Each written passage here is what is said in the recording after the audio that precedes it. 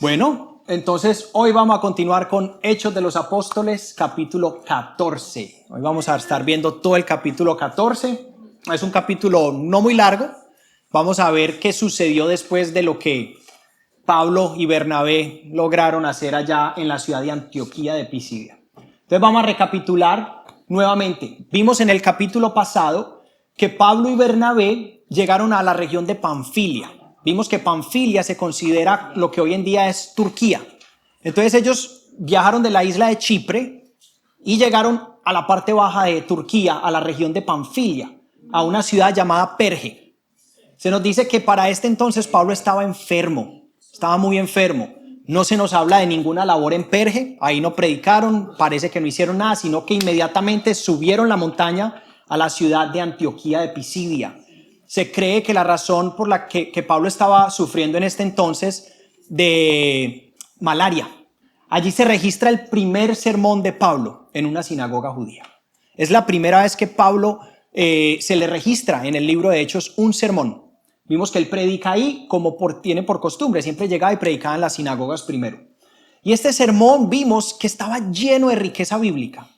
Sabemos que él estaba dirigiéndose a los judíos, por ende usa la Biblia, la Torá, el Tanaj, como una forma de poderles predicar a Jesucristo por medio de todo lo que Dios había hecho en la historia.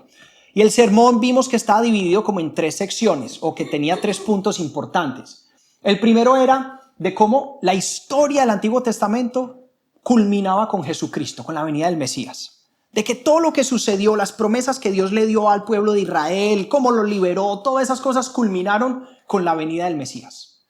El otro punto es de cómo todas las profecías de la Biblia, del Antiguo Testamento, apuntaban ¿a quién?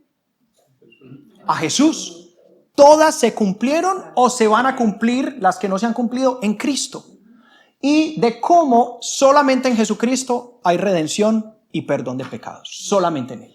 No hay ninguna otra manera. Al final él termina el sermón diciendo, solamente en Cristo hay perdón de pecados. Solamente en Él. No son nuestras obras, no es nuestra justicia, solamente en Él podemos ser perdonados de nuestros pecados. El pueblo de Israel cumplió sin darse cuenta muchas de las profecías escritas. Vimos que la ignorancia de estos hombres, que supuestamente son maestros de la ley, cuando la misma ley se cumplió en Cristo, no la vieron, no se dieron cuenta. Todo lo que ellos estudiaban todos los sábados en las sinagogas, no se dieron cuenta cuando lo vieron frente a ellos y mandaron a asesinar al cumplimiento de toda la ley, sin darse cuenta. Pero hasta eso era necesario, era parte del plan de Dios para que se cumplieran las profecías. Vimos que la resurrección de Jesús es lo que afirma o nos afirma a nosotros que Cristo verdaderamente es el Hijo de Dios. Dijimos que han habido muchos grandes hombres, grandes personas, grandes seres humanos con buen corazón, con buenas... Pero, ¿qué ha pasado con todas estas personas? Como decía el Salmo, decía, no permitiré que mi siervo sufra corrupción. Todas las demás personas buenas que han habido en la historia, grandes que han habido en la historia, mueren y sus cuerpos se han podrido en una tumba, a diferencia de Jesucristo. Es el único que ha dejado la tumba vacía y su cuerpo jamás conoció corrupción. Pablo les insta a creer y no dejar que se endurezca su corazón. Ahí es donde habla y les dice donde relata lo que decía el profeta Habacuc y les decía, o sea, tengan cuidado, que no sea que le pase lo que le pasó a nuestros antepasados cuando Dios envió a Babilonia para que se los llevara cautivos por causa de ¿qué? De la dureza de su corazón. No permitan que les pase lo mismo a ustedes. Y se nos dice que muchas personas creen, más que todos los gentiles. Los gentiles se regocijaron al ver que todo esto también era pertinente a ellos. Hablamos de que en las sinagogas habían judíos, prosélitos, que eran personas que se convertían al judaísmo, pero que no eran de sangre judía, y los temerosos de Dios, personas que simplemente temían a Dios, y iban y escuchaban la palabra de Dios. Entonces se nos dice que muchos de esos se alegraron al ver que ellos también podían pertenecer a la familia de Dios. Y ya después vemos que los invitan a ir a predicar el sábado siguiente, se llena la sinagoga, los maestros de la ley, los que estaban ahí, se enojan porque dicen, ¿cómo puede esta gente estar llenando esto con tantas personas? Se llenan de celos y comienza una persecución contra Pablo y Bernabé. Finalmente los expulsan de la ciudad, les dicen aquí no vuelvan y les toca a ellos continuar su camino. Muchas veces vamos a ver que el Señor usa acontecimientos que para nosotros podría ser como que no, pero ¿cómo los echan? Imagínese. Pero todas estas cosas Dios las permite ¿para qué? Para que se muevan a otro lugar. Si ellos hubieran prosperado ahí, quizás se hubieran quedado ahí. Se hubieran quedado, hubieran comenzado una iglesia ahí. Pero Dios, el plan de Dios era, listo, ya hicieron lo que tenían que hacer, sigan, vamos para otra ciudad. Entonces vamos a ver, aquí continúa, terminamos con este versículo que decía, al oír esto, los que no eran judíos se alegraron y celebraron la palabra del Señor. Y creyeron todos los que estaban destinados a la vida eterna. La palabra del Señor se difundía por toda la región, pero los judíos incitaron a mujeres muy distinguidas y fieles al judaísmo, también a los hombres más prominentes de la ciudad, y provocaron una persecución contra Pablo y Bernabé. Por tanto, los expulsaron de la región. Ellos, por su parte, se sacudieron el polvo de los pies en señal de protesta contra la ciudad y se fueron a la ciudad de Iconio. Y los discípulos quedaron llenos de alegría y del Espíritu Santo. Bueno, entonces hoy vamos a estar viendo, nuestro enfoque hoy va a ser las características de un siervo eficaz de Cristo. El capítulo 14 nos va a hablar sobre varias características que se pueden encontrar en un siervo eficaz de Cristo. Aquí tenemos un mapa, nuevamente el que hemos estado estudiando, del primer viaje misionero de Pablo. Entonces vamos aquí otra vez como a refrescar un poco la memoria. Vimos que Pablo parte de la ciudad de Antioquía de Siria, donde está como ahorita consolidada una de las iglesias más grandes. Se van para el puerto de Seleucia, de ahí viajan en barco a Salamina, llegan a esta ciudad y se nos dice que de ahí van a otras ciudades y finalmente llegan a Pafos, que es como la capital de esta región de Chipre. Después de Pafos se embarcan nuevamente a la ciudad de Perge, que fue donde hablamos en el capítulo pasado. Y de Perge se nos dice que inmediatamente van a Antioquía de Pisidia. Ahí fue toda la historia que acabamos de ver el capítulo anterior. Vamos a ver que de ahí fueron expulsados y ahora van a ir a la ciudad de Iconio. Todo esto está pasando en Turquía. Todo esto está pasando en la misma región. Dijimos también que toda esta región se conocía como Galacia.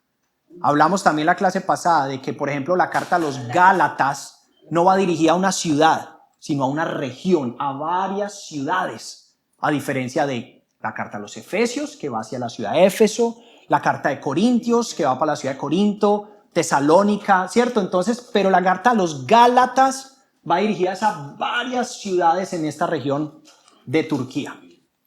Entonces, el capítulo 14 comienza de esta manera. Ahora llegan a Iconio y empieza. En Iconio, Pablo y Bernabé entraron, como de costumbre, en la sinagoga judía y hablaron de tal manera que creyó una multitud de judíos y de los que no son judíos. Pero los judíos incrédulos incitaron a los no judíos y les amargaron el ánimo contra los hermanos. En todo caso, Pablo y Bernabé pasaron allí bastante tiempo, hablando valientemente en el nombre del Señor, quien confirmaba el mensaje de su gracia, haciendo señales y prodigios por medio de ellos. El viaje de Antioquía de Pisidia a Iconio fueron 130 kilómetros. ¿Por qué pongo esas distancias? Simplemente no porque quiero que memoricen, es porque quiero que entiendan la magnitud de la obra que estos hombres hacían. Es muy distinto nosotros recorrer esa distancia en avión, en carro. Estos hombres todo era a pie, caminando, quizás de pronto en algún animalito, parte del trayecto. Pero pónganse a pensar, estas personas, estamos hablando, es que no es como que fueron de Antioquía de Pisidia a Iconio y llegaron ese mismo día o al otro día. No. Estamos hablando de viajes de semanas. Días caminando por las zonas montañosas de Turquía, aguantando frío, porque estamos hablando de zonas extremadamente frías también en los inviernos o calores extremos en el verano. Pero estos hombres enfermos, pero cumplían con la obra del Señor. Por eso me parece importante decir, wow, 130 kilómetros. Oh. ¿De qué forma llegó? A pie. A pie. Por montañas, pues. Por montañas. Y como dijimos, era una costumbre de Pablo empezar predicando el mensaje de su gracia. Y dice el mensaje de su gracia. Entonces, cuando ellos se referían al evangelio, como decimos hoy, el evangelio de Jesucristo, ellos se referían a él como el mensaje de su gracia. ¿Qué es eso? Las buenas noticias. ¿Cuál es la buena noticia? De que hay perdón de pecados en Cristo Jesús. Entonces, el mensaje de su gracia es lo mismo que hoy en día decir el evangelio. y era costumbre de él predicar el evangelio o el mensaje de su gracia en las sinagogas. ¿Por qué hacía esto? Porque pónganse a pensar, si él predicaba primero a los gentiles y empezaba una revuelta ahí, lo echaban de la ciudad y perdió la oportunidad de predicarle a quienes, a los judíos. Y recuerden que Pablo sentía siempre un aprecio muy grande por su pueblo. A pesar de que él fue llamado a predicarle a los gentiles y él sabía que era el predicador de los gentiles, Pablo siempre hacía su parada en la sinagoga. Como quien dice, les voy a dar a ustedes primero la oportunidad de que escuchen. Los que quieran creer, excelente. Los que no, me sacudo el polvo, yo cumplí con mi labor, ahora me voy a predicarle a los gentiles. Entonces Pablo siempre empezaba entrando en las sinagogas a predicar. Y ellos aquí ejercieron el don de profecía. Estuvimos hablando hace 2 clases del don de profecía. Decíamos que cuando fueron seleccionados, Pablo y Bernabé decía que estos hombres eran profetas y maestros. Y dijimos que profeta no era necesariamente la persona que predecía el futuro. Están hablando de cómo la profecía es proclamar la palabra. Dijimos que todo el que habla la palabra en público, proclama la palabra de Dios, es un profeta. Entonces ellos ejercían el don de profecía, el don de proclamar la palabra de Dios en público, audiblemente. De tal manera, o sea, era de una forma poderosa. Dice que era de tal manera que creyó una multitud de judíos y de los que no son judíos. Una multitud de personas. Y aquí es importante hacer aclaración que los dones del Espíritu no son talentos o habilidades naturales. Yo no puedo decir, yo soy buenísimo en esto, este es mi don. No, muchas veces nuestros dones son las áreas donde menos pensamos que podemos lograrlo. ¿Por qué? Porque si yo tengo una habilidad natural, nací con esa habilidad natural y logro hacer eso muy bien, para mí va a ser muy difícil reconocer que es Dios el que está obrando en mí, a través de mí en esa área. Yo me voy a dar el mérito. ¡Uah! Tremendo, yo para eso sí soy buenísimo. ¡Wow! Mira toda la gente que, es que yo para organizar, es que yo para hablar, es que yo para esto, es que yo para dar. Muchas veces los dones del Señor se van a desarrollar en las áreas donde nosotros más incapaces nos sentimos. No, yo hablar en público, no. Y se levanta tremendo orador. Yo orar, no, eso a mí no se me da. ¡Pum! Yo tal. Entonces ahí es donde nosotros tenemos que ver, donde el Señor nos esté llamando, empezar a dejar que ese don se empiece a desarrollar. Pero también depende de nosotros el que ese don se desarrolle. Dios nos puede dar un don, pero ese don puede mantenerse inhabilitado, dormido por toda nuestra vida. Depende de nosotros desarrollarlo. ¿Cómo? Creyéndole a Dios. Señor, tú me estás llamando a hacer esto, yo no sé cómo lo voy a hacer, pero tú me vas a dar a mí las fuerzas, tú me vas a dar a mí el poder. Si el Señor está llamando a comenzar algo y no sé cómo lo voy a hacer, dejar que el Señor sea el que obre a través de eso. Y aquí, como dijimos, se ejercitan y son para la edificación del cuerpo. Importantísimo entender, todos los dones del Espíritu son para edificar el cuerpo de Cristo. Miren lo que dice 1 Corintios 14:12. Por eso ustedes que desean dones espirituales, procuren que estos abunden, pero para la edificación de la iglesia. Para eso, no es para mí, no es para mi propia edificación. No es para yo sentirme que soy grande en esto, que soy bueno en esto, es para edificar a los demás. Se nos dice que ellos, Pablo y Bernabé, llegan entonces allá a Iconio y que los judíos incrédulos empezaron otra vez a hacer lo que pasó en Antioquía de Pisidia, a incitar a la gente. Miren cómo estas personas obran. Miren cómo ellos empiezan a hacer ¿qué? A llenar el corazón de los otros de, venga. ¿Sí está escuchando lo que ellos están diciendo? ¿Sí ve lo que ellos están? Eso no es así, eso esta gente lo que está viniendo es aquí a querer meternos mentira, querernos esto. Empezaron a incitar a los no judíos, imagínense, a los gentiles, a irse en contra de Pablo y de Bernabé. Y mire la palabra que usa ahí, amargar los ánimos. Amargar los ánimos. A que estas personas estaban animadas. ¡Wow! ¿Cómo puede haber salvación? No. Amargar los ánimos. Ahorita escuché que hablaban sobre cuando Jesús hacía referencia a que hay del que haga tropezar a uno de estos, ¿cierto? Imagínense, ¿qué estaban haciendo estos hombres? Personas que estaban recién entendiendo la gracia de Dios, entendiendo que el mensaje de salvación es para ellos y ellos venían a amargarles el ánimo, a desanimarlos, a decirles eso no es para ustedes ustedes se tienen que circuncidar. Si ustedes quieren poder tener el favor de Dios, primero tienen que cumplir con esto. Y las personas amargaban el ánimo. Y rápidamente empezaron a aparecer celos nuevamente hacia estos grandes predicadores que aparecieron de la nada. Y después se nos dice también que los judíos incrédulos, aquí es muy importante esa palabra, porque la palabra viene del griego apeiteo. ¿Y esa palabra qué significa? Desobediente. Literalmente dice desobediente. De los judíos desobedientes. Dice, pero los judíos desobedientes. ¿Y por qué decimos que la incredulidad es desobediencia? Porque creer en Jesucristo para salvación no es una propuesta de Dios. Es un mandato de Dios. Dios no simplemente dice, cree, pues, o sea, está la opción, si quieres ser salvo. No. Miren lo que dice Juan 3:36. El que cree en el Hijo tiene vida eterna, pero el que se rehúsa a creer en el Hijo no verá la vida, sino que la ira de Dios está sobre él. La ira de Dios. Si Dios nos estuviera dando la opción, sería muy injusto que Él se enojara con el que diga, no, yo no quiero. Pero si el Señor dice que la ira de Dios viene sobre los incrédulos, sobre los desobedientes, es porque esas personas están yendo en contra de lo que Dios les está mandando. Romanos 2:8, miren lo que dice. Pero ira y enojo a los que son contenciosos y no obedecen a la verdad, sino que obedecen a la injusticia. Y 2 de Tesalonicenses 1:7-8 dice, y ustedes que sufren, les dará descanso, lo mismo que a nosotros. Esto sucederá cuando el Señor Jesús se manifieste desde el cielo entre llamas de fuego con sus poderosos ángeles para castigar a los que no conocen a Dios ni obedecen, miren, obedecen el evangelio de nuestro Señor Jesucristo. Entonces ahí vemos que la palabra que se usa para amargar el ánimo es kakú y significa básicamente envenenar. Imagínense, estos hombres envenenaron con palabras el corazón de los no judíos para que no creyeran.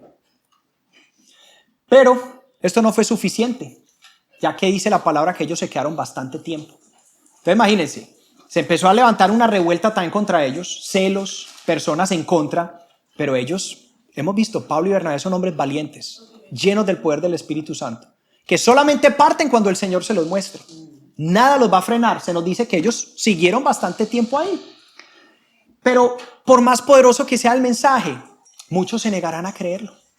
A pesar de que en el mensaje de Pablo había poder del Espíritu, para muchas personas no va a ser suficiente.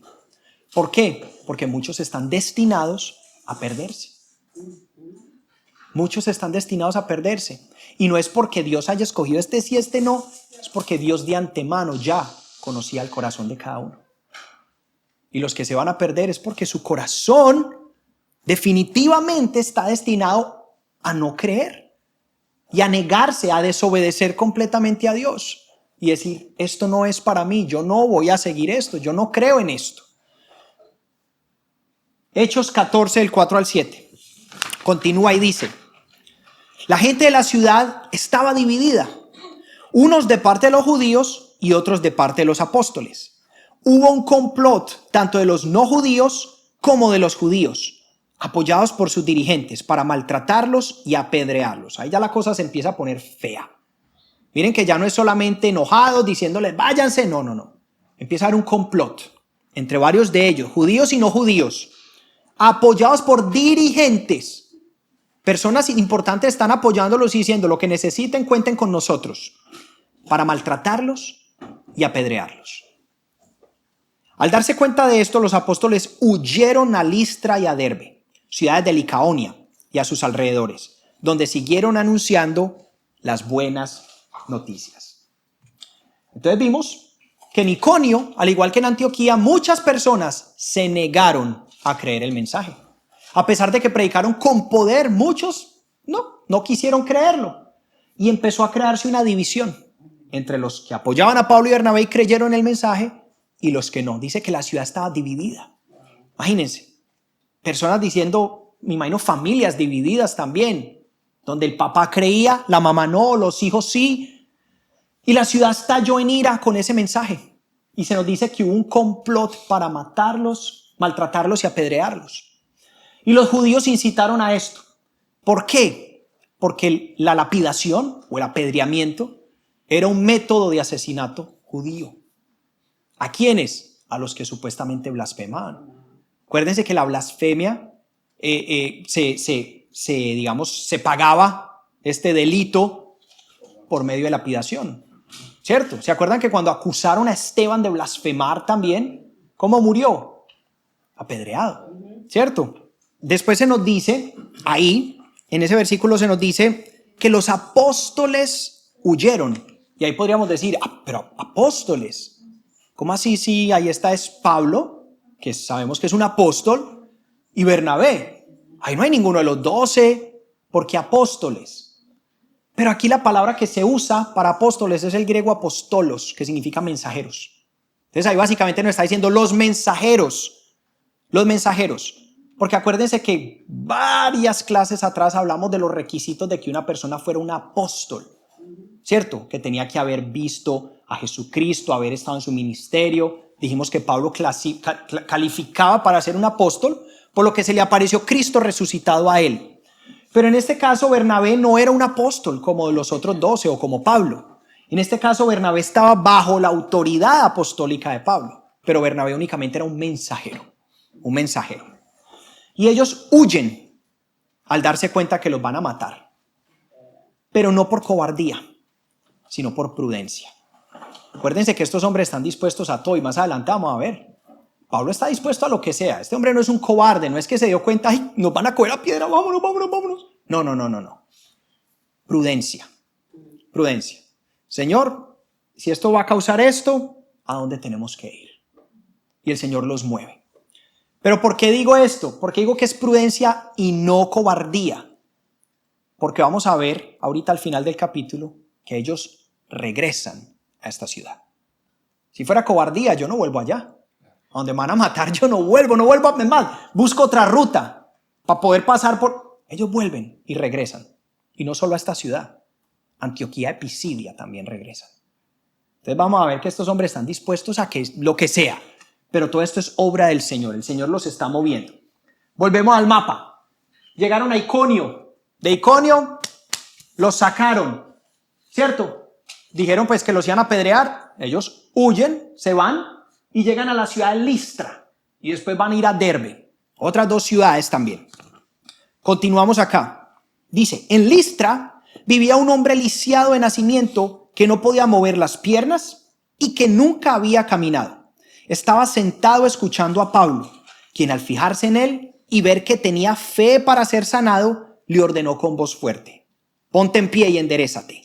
El hombre dio un salto y empezó a caminar. Al ver lo que Pablo había hecho, la gente comenzó a gritar en el idioma de Licaonia: los dioses han tomado forma humana y han venido a visitarnos. Entonces, se nos dice que en la provincia de Galacia también habían unas ciudades que son Listra y Derbe. Y Listra está alrededor de unos 29 kilómetros de Iconio. Ahí fue un recorrido más corto. Pero en esta ciudad también es importante ver, porque hay algunos personajes que más adelante Pablo en una de sus cartas va a mencionar. Y fueron personajes que son de estas ciudades.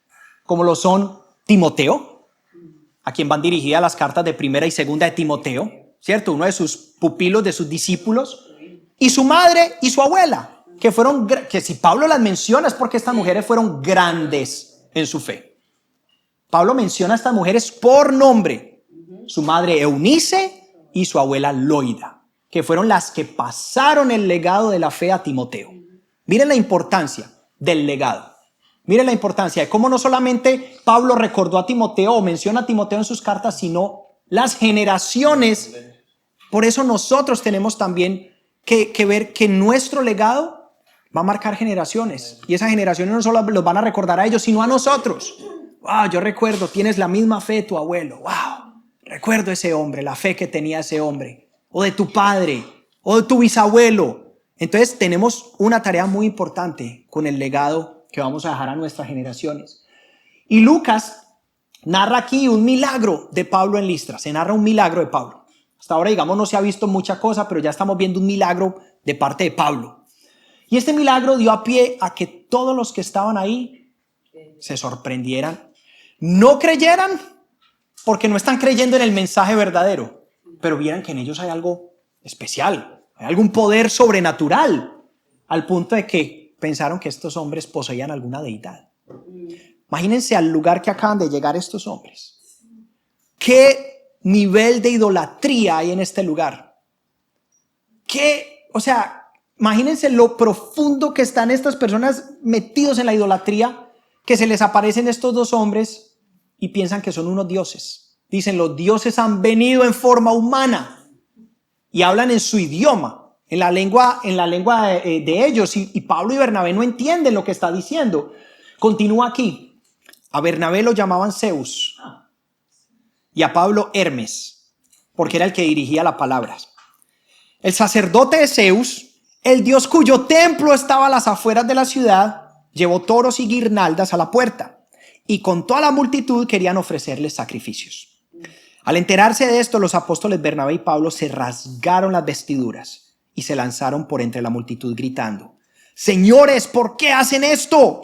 Nosotros también somos hombres mortales como ustedes. Las buenas noticias que anunciamos son que dejen estas cosas sin valor y se vuelvan al Dios viviente, que hizo el cielo, la tierra, el mar y todo lo que hay en ellos. En épocas pasadas, Él permitió que todas las naciones siguieran su propio camino. Sin embargo, no ha dejado de dar testimonio de sí mismo, haciendo el bien, dándoles lluvias del cielo y estaciones fructíferas, proporcionándoles comida y alegría de corazón. Pero a pesar de todo lo que dijeron, a duras penas evitaron que la multitud les ofreciera sacrificios». El pueblo idólatra no vio al Dios que Pablo y Bernabé predicaban. Su ceguera los llevó a idolatrarlos a ellos como dioses. Pablo y Bernabé predicaban al Dios creador del universo, pero ellos no, ellos necesitaban una imagen visible a quienes ellos pudieran adorar. Imagínense la idolatría de estas personas. Y se nos dice que la gente pensaba que Bernabé era Zeus o Júpiter en la mitología romana, ¿cierto? Zeus es el nombre de ese dios en la mitología griega y Júpiter es el nombre de ese dios en la mitología romana. Y Zeus, ¿quién era Zeus? Zeus era para ellos el dios rey. O sea, Zeus es como en la deidad de la mitología griega, es el rey de los dioses, el más grande. Era el dios de los truenos, de la energía. Y se dice que, o sea, si a Bernabé lo vieron como a Zeus, es porque Bernabé quizás tenía una imagen más imponente que Pablo. Porque imagínense, Zeus. Entonces, de pronto Bernabé no era el gordito bajito que vemos. A lo mejor Bernabé era un hombre todo fornido y dijeron, ¡oh, ese es Zeus! Y a Pablo lo confundieron, pues, o dijeron que era Hermes. ¿Y quién era Hermes? Hermes en la mitología, que también es llamado Mercurio en la romana, era el dios mensajero. Era el hijo de Zeus. Hermes es hijo de Zeus, pues, en la mitología, y se cree que es el dios mensajero que iba y llevaba el mensaje a otros dioses, todo. Es el que conocemos que tiene como unas alitas aquí en la cabeza.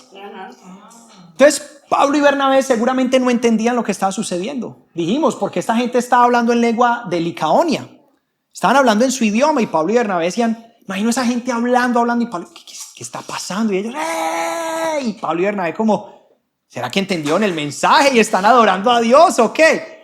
Pero cuando empezaron a ver las guirnaldas, los toros para sacrificarlos, me imagino personas agachándose a idolatrarlos, vimos que estas personas reaccionaron de una manera que no todo el mundo habría reaccionado así. Se nos dice que el sacerdote guió al pueblo a celebrar esa llegada de estas supuestas deidades a la tierra. ¿Y qué sucedió? Pablo y Bernabé se rasgan las vestiduras. Ellos entendieron lo que el pueblo estaba tratando de hacer. ¿Y qué significa el romperse las vestiduras? Esto lo vemos a través de todo el Antiguo Testamento. En la cultura judía, en la cultura hebrea, esto simbolizaba algo. Normalmente simboliza un dolor por la pérdida, ¿cierto? Por algún duelo. Vemos, Job se rompió las vestiduras, David se rompió las vestiduras. Varias personas en señal de duelo cuando les contaban que alguien había muerto, cuando alguien rompían sus vestiduras. Pero en este caso también vemos en el Nuevo Testamento, en Mateo 26:65, se nos habla, miren lo que dice acá sobre los fariseos. Entonces el sumo sacerdote rasgó sus vestiduras diciendo: ¡ha blasfemado! O sea que también el rasgarse las vestiduras era una muestra de horror por una blasfemia. ¿Cómo pudo decir eso? Estos hombres lo hicieron. Para ellos fue tan horrible ver lo que estas personas estaban haciendo que se rasgaron las vestiduras en señal de horror por la blasfemia que estaban haciendo. Pablo y Bernabé, en contraste a Herodes, ¿se acuerdan Herodes hace 3 capítulos? Que hablamos de Herodes cuando él salió a dar ese gran discurso que la gente decía que lo veneraban como un dios. A diferencia de estos hombres, Herodes sí quería ser. Herodes habría anhelado estar en la posición de estos 2 hombres en la ciudad de Listra. Habría anhelado que todo el público estuviera diciendo: este hombre es un dios. Pero ellos no. Lo que decías, la humildad de estos hombres es algo impresionante. Porque cualquier persona se le mueve el piso, digo yo, cuando ve que alguien lo está idolatrando. ¡Wow! ¿Cómo se sentirá una estrella, una celebridad, un deportista, cuando escucha miles de personas en un estadio, en un concierto, gritando su nombre? Eso no debe ser fácil. No debe ser fácil. Una cosa es uno decirlo y no, ¿qué tal? Otra cosa es uno estar ahí y escuchar miles de personas gritando el nombre de uno. Ahora estos hombres viendo miles de personas venerándolos como si fueran un dios. Imagínense. Pero estos hombres sabían que eso era una blasfemia completa. Y sabían que si ellos de alguna manera cedían a esa tentación de recibir honor, estaban yendo en contra de Dios. Y que su obra habría sido infructífera si ellos hubieran cedido tan siquiera a dejarse honrar como dioses y quitarle la gloria al Dios poderoso. Por eso ellos actúan en señal de rechazo a eso y dicen: no, nosotros hemos venido, dice, porque hacen esto. Nosotros también somos hombres como ustedes. Las buenas noticias que anunciamos son que dejen estas cosas sin valor. Todo esto que ustedes están haciendo, este show, estas cosas sin valor. Eso de ir, que a prender una velita y que a ponerle esto, que a ponerle el billete a este santo, cosas sin valor. Idolatría. Vuélvanse al Dios viviente, el que hizo el cielo, la tierra, el mar y todo lo que hay en ellos. No estas cosas, no estas imágenes, al Dios viviente, al único que vive. Y toda idolatría o adoración fuera del Dios verdadero es inútil, sin esperanza y sin valor. Inútil, o sea, no sirve para nada.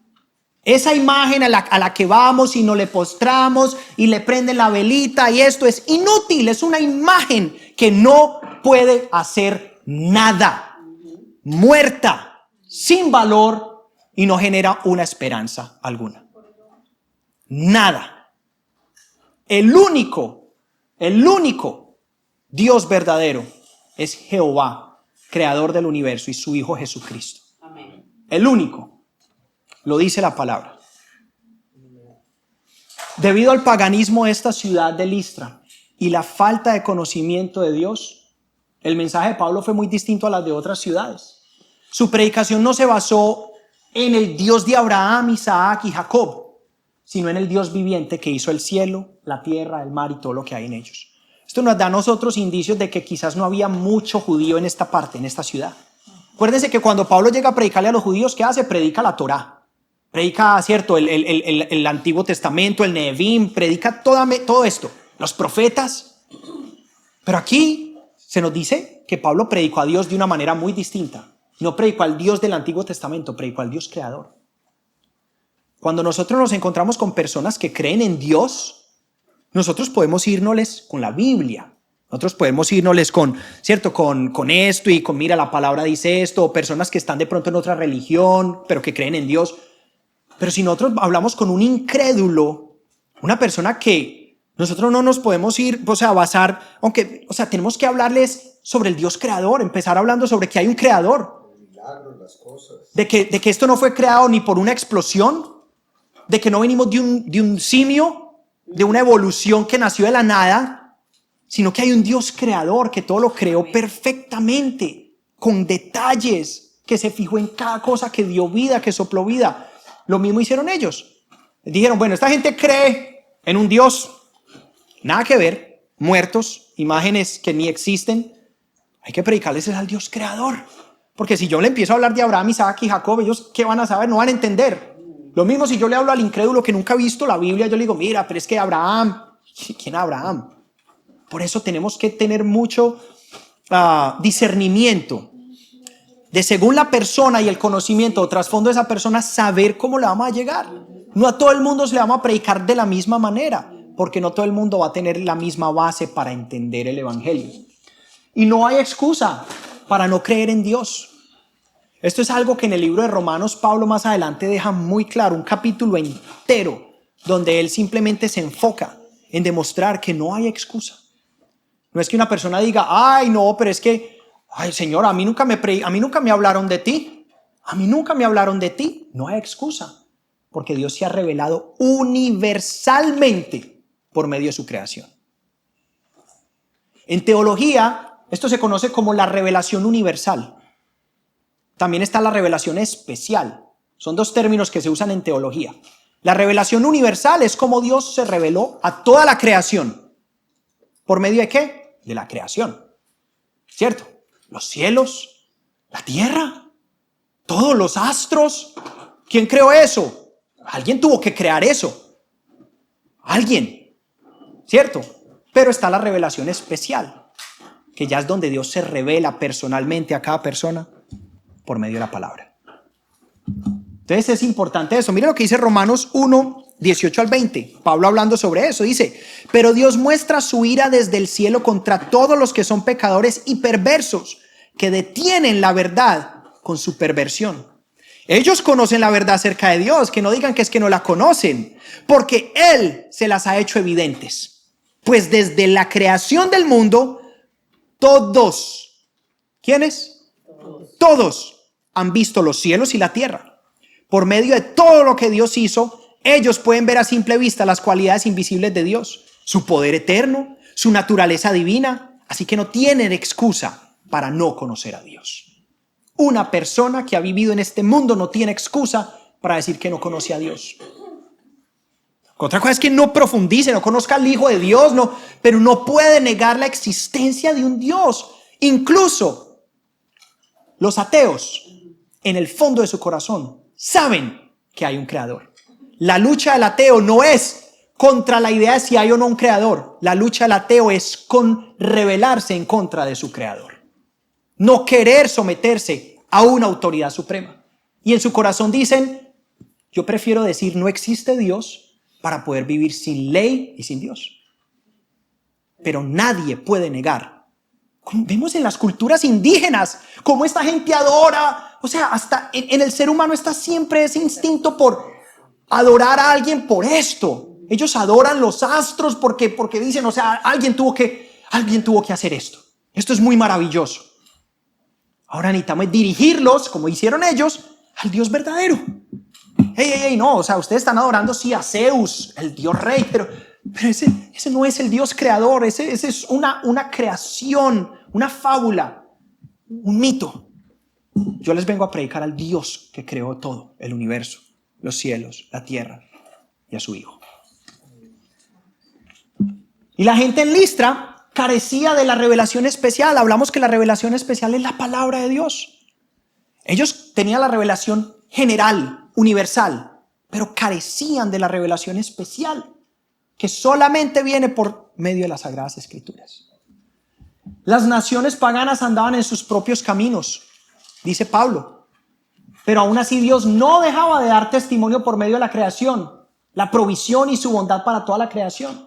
Aquellos tiempos han terminado con la venida de Cristo. Miren esto, pónganse a pensar. ¿Un incrédulo recibe bendiciones de parte de Dios? Todos los días. El sol sale para justos y pecadores.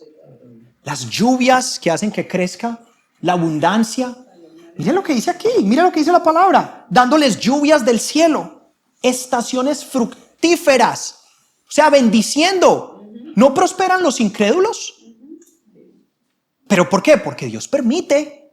Dios permite, Dios es bueno. Dios revela su bondad a cada ser humano, sin importar el corazón de esa persona. Revela su bondad. Mire lo que dice. A pesar de, dice, proporcionándoles comida y alegría de corazón. Vemos muchos incrédulos que viven aparentemente alegres, felices, gozosos. Dios les provee esas cosas porque Dios se revela a ellos. Pero ya estas personas escogen si van a creer en Él o no. Entonces lo que Pablo está diciendo es como, miren, o sea, Dios pasó por alto aquellos tiempos de tal ignorancia, pero ahora, porque está hablando de antes de Cristo y después de Cristo, Dios pasaba por alto esas cosas, pero ahora manda a todos en toda parte que se arrepientan. ¿Qué les está diciendo Pablo? Hey, ahora el Señor ya no está pasando por alto esas cosas. Ahora el Señor está, predicando. Nosotros venimos a predicar a Jesucristo. Y el Señor manda a que todos se arrepientan de sus pecados y vengan a su Hijo. Y se nos dice, después, versículo 19 y 20 dice, en eso llegaron de Antioquía y de Iconio. Imagínense, no dejan de perseguir a estos pobres. Ellos están en la ciudad de Listra. Ya vimos que los echaron de Iconio porque los iban a apedrear, y de Antioquía los echaron también. Y se nos dice que de Antioquía y de Iconio llegaron unos judíos que hicieron cambiar de parecer a la multitud. Acuérdense que hasta ahora la multitud está toda a favor de ellos, ¿cierto? A diferencia de Iconio, donde decía que la ciudad estaba dividida. Aquí están todos a favor de ellos. ¿Por qué qué? Porque piensan que son ¿quiénes? Dioses. Para ellos están con Zeus y con Hermes. Imagínense. Pero llegaron unos judíos que los hicieron cambiar de parecer. La apedreada que le esperaba a Pablo en Iconio se la terminaron dando acá. Apedrearon a Pablo. Imagínense, solo pónganse a pensar. Esto es un paralelo de Jesucristo. ¿Se acuerdan Jesús entrando en Jerusalén en ese burrito? ¡Hosana! ¡Hosana al Hijo de David! ¡Hosana! ¿Y qué pasó días después? ¡Crucifíquenlo! ¡Crucifíquenlo! Los mismos que lo adoraban lo estaban crucificando. Los mismos que adoraban a Pablo lo estaban apedreando. Miren cómo un discípulo de Jesús está viviendo exactamente lo que su maestro vivió. ¿Se acuerdan cuando Pablo le decía, Jesús le decía a Bernabé, no te preocupes, a Ananías, cuando le dijo que fuera y orara por él, que le dijo, no te preocupes, yo le mostraré a él cuánto tiene que sufrir a causa de mi nombre. Ya empezó, apedreado. Yo solamente pienso en eso y a mí me da algo. Solamente pensar en lo que es ser un golpe con una piedra en la cabeza, especialmente. Un golpe, con una roca, no me imagino. No me imagino. De pronto aquí, en la espalda, pero en la cabeza, en un ojo, que le revienten la nariz. Y lo apedrearon a tal punto, miren lo que dice, apedrearon a Pablo y lo arrastraron fuera de la ciudad creyendo que estaba muerto. ¿Cómo sería la golpiza que le dieron a este hombre? Que pensaron que estaba muerto. Pero cuando lo rodearon los discípulos, él se levantó y volvió a entrar en la ciudad. Al día siguiente partió para Derbe en compañía de Bernabé. Aquellos que lo adoraban ahora lo querían asesinar, como dijimos, igual que con Jesús. Y dice que a Pablo lo atacaron quizás porque era el vocero. No se nos dice que a Bernabé lo apedrearon. ¿Sí ven?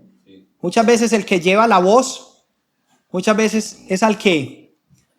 Entonces, a pesar de que Bernabé estaba obviamente apoyando el mensaje de Pablo, porque es el mensaje que él también, está predicando, Pablo, por ser el que estaba hablando, llevó del bulto, como decimos. Y la multitud pensó que Pablo estaba muerto. Ahí la palabra que se usa es nomiso. Pablo no murió. ¿Por qué digo esto? Porque van a haber muchas teorías. Cuando estaba estudiando esto hay muchas teorías. Hay personas, historiadores o teólogos, que tienen la postura que dicen que Pablo murió en este momento. Que se cree que en este momento fue donde Pablo fue llevado al tercer cielo. Pero hay muchas cosas que no concuerdan. ¿Se acuerdan que Pablo menciona que él, cierto, fue al tercer cielo? Pero hay muchas cosas que no concuerdan con esto. Por ejemplo, cuando Pablo narra esa visión o eso que tuvo en el tercer cielo, no concuerda con el tiempo y la época cuando esto sucedió. Segundo, la otra cosa es que la palabra que se usa ahí es nomiso. ¿Y es qué significa nomiso? Es suponer que algo es verdad, pero que no es verdad. Pablo no murió, ellos suponían que estaba muerto. Parecía muerto, pensaban que estaba muerto, pero Pablo no murió. Entonces ahí podemos, digamos, tener esa certeza porque la palabra nos da de que Pablo no murió. Pablo no murió. Además, Lucas se esmera en narrar los detalles bíblicos. Cada vez que hay una resurrección narrada en el libro de Hechos, se narra de una manera se le da mucha importancia. ¿Ustedes creen que si Pablo hubiera muerto y hubiera resucitado, Lucas no lo habría narrado con esmero, con detalle, con importancia? Hubiera dicho, y Pablo murió, pero el Señor lo levantó nuevamente de la muerte. Algo habría puesto si en verdad Pablo hubiera muerto. Entonces, para que tengamos en cuenta, Pablo parecía muerto. Pero este hombre, imagínense, lo acaban de apedrear, le rompen la cabeza, parece muerto, me imagino ensangrentado. Pero este hombre no tenía tiempo para perder. No tenía tiempo para perder. Dice la palabra que él se levanta nuevamente y entra en la ciudad. De la ciudad donde lo arrastraron a las afueras, él vuelve y entra. Vuelvo y pregunto, ¿Pablo era un cobarde? Para nada. Miren la valentía de estos hombres. Para nada. Entra nuevamente en la ciudad. ¿Y por qué Pablo dice que no tiene tiempo para perder? Miren lo que dice Efesios 5:16. Pablo mismo es el que nos dice, aprovechen bien el tiempo, porque los días son malos. Imagínense. Pablo decía, yo no tengo días por perder. No tengo minutos por perder. Pablo no pierde un minuto. No pierde un minuto. Lo apedrearon. Vamos otra vez para adentro. Y esperar a que el Señor nos diga si vamos a seguir aquí o si nos vamos a mover. Y se nos dice, después de anunciar las buenas nuevas en aquella ciudad y de hacer muchos discípulos. Miren, la obra no fue en vano. Fue fructífera.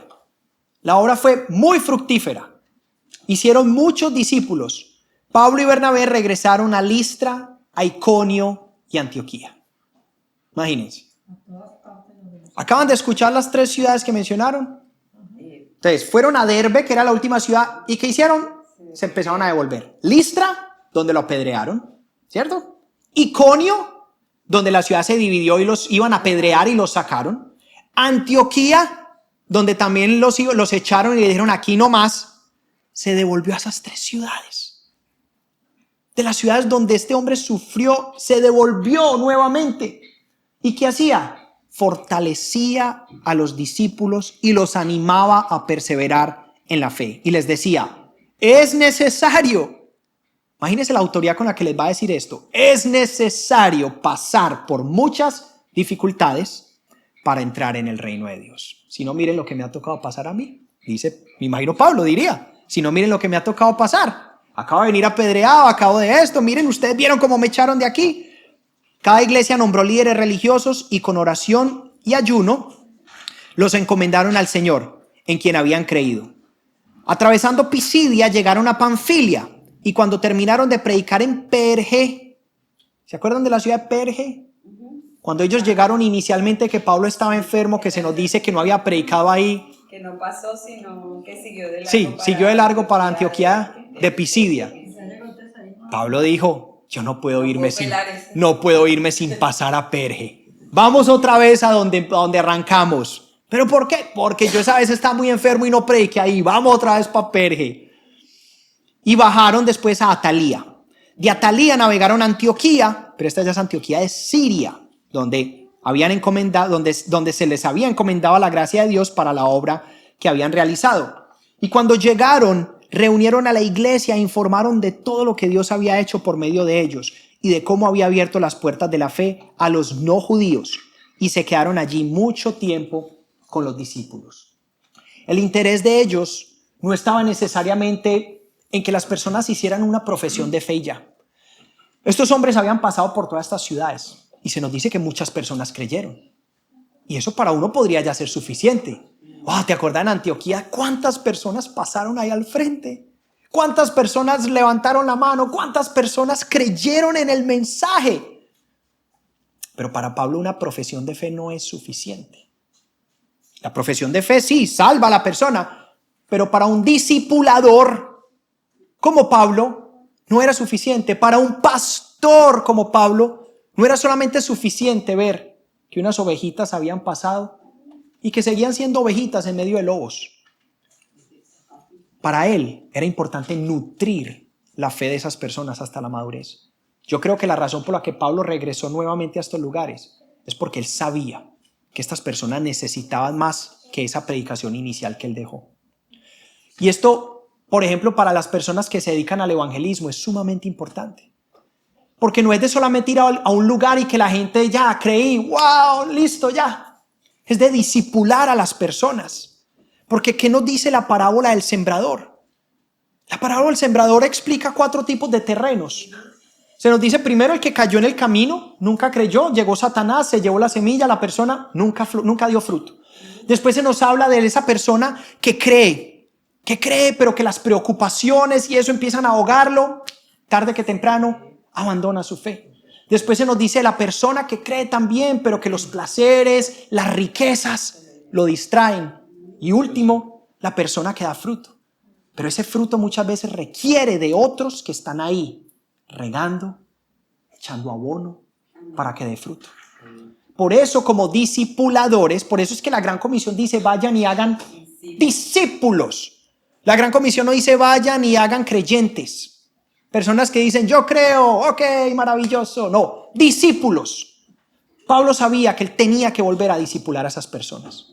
Él sabía que tenía que enseñarles más de lo que les había podido enseñar en ese poco tiempo que había estado ahí. Por eso es que él se devuelve acá a ciudad. Si ustedes ponen a ver, este viaje misionero de Pablo está narrado en 2 capítulos. Pero este viaje misionero tomó alrededor de 1 año y medio, 2 años. Imagínense, 1 año y medio, 2 años. Y este es solo uno. Hay un viaje misionero de Pablo, el tercero, que tomó alrededor de 3 años. Imagínense, estamos hablando de que son viajes largos donde Pablo, ¿entienden? Eso no fue de un día para otro. Él pasó tiempo allá enseñando, discipulando. Más que los peligros físicos, miren que a Pablo no lo frenaron los peligros físicos. Él sabía que si volvía a esas ciudades lo iban a recordar. Tenía el riesgo de que otra vez lo pudieran apedrear o matar. Pero más que los peligros físicos, la causa de volver a esas ciudades, ellos sabían que era causa del evangelio.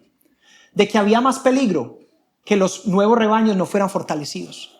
Pablo decía, a mí no me importa que me echen, que me apedreen, que me peguen. No, eso no me importa. A mí lo que me importa es saber que estas personas estén siendo fortalecidas. Porque no me imagino a estas personas en medio de ese entorno, cómo los deben estar atacando. Y eso pasa. Nosotros cuando conozcamos personas, le prediquemos a una persona nueva, tratemos de discipular a esa persona. ¿Por qué? Porque miren el entorno en el que vivimos. Si para nosotros que, digamos, estamos maduros, entre comillas, de pronto habrán unos que sí, pero yo me considero que me falta mucho por crecer. Muchas veces tenemos pruebas, tentaciones con las cosas del mundo. Ahora imagínense una persona nueva, una ovejita, un corderito recién llegado al rebaño del Señor. Los lobos van a estar ahí buscando cómo devorarlo. Por eso necesitamos nosotros discipular a las personas. Pablo nos deja ahí un claro ejemplo de que hay que discipular. Y ellos se enfocan en 4 tareas. La primera, fortalecer a los discípulos. ¿Cierto? ¿Por medio de qué? La enseñanza bíblica. La fortaleza viene por medio de la enseñanza bíblica. Segunda cosa que hacían era animarlos a perseverar en la fe. ¿Por qué? Porque la fe muchas veces nuestra va a ser quebrantada. Muchas veces. No va a ser cosa de que, yo ya cuando tenga ya 80 años mi fe va a estar. No, yo escucho a los grandes hombres de la fe y dice que a medida que más van envejeciendo, más pruebas en su fe tienen. Y la fe se pone a prueba muchas veces, se quebranta, se cae muchas veces. Y necesitamos muchas veces personas que nos animen a perseverar, porque la perseverancia es esencial para el cristiano. La fe no es algo que se genera en un momento y ya está con nosotros hasta el final.